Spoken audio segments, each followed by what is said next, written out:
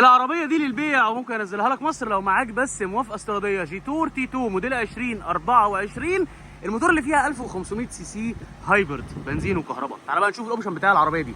مبدئيا طبعا عندك كاميرات 360، عندك الحساسات الاماميه، عندك الرادار، عندك الكلمه دي بتنور بالكلمه بتاعت جيتور، عندك الاضاءه فول ال اي دي وبرده الفوجات ال اي دي بالكامل، عندك الشنوط السبور مقاس 19، عندك الكاميرات بتاعت اللان اسيست، عندك الكاميرات 360، عندك البصمه الخارجيه.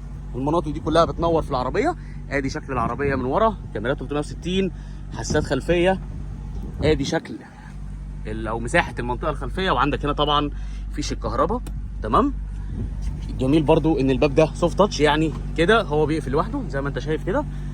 من جوه بقى الماتيريال، يعني محتاجين 3 4 فيديوهات عشان اشرح الخامات اللي موجوده والشكل.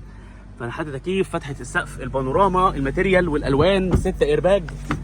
عربيه حلوه قوي. بصوا عربيه داخله تحارب، جميله. تعالوا اوريكم حاجه بقى في الكرسي اللي هناك ده قبل ما نتكلم على سعر العربيه. ده شكل الكرسي بتاع الراكب اللي قدام. المنطقه دي بتطلع وتنزل، شكلها حلو جدا. التابلو بتاع العربيه تحفه خرافه، عربيه ملهاش حل. طيب العربيه دي اجيبها لك لحد ميناء السويس في مصر بكام؟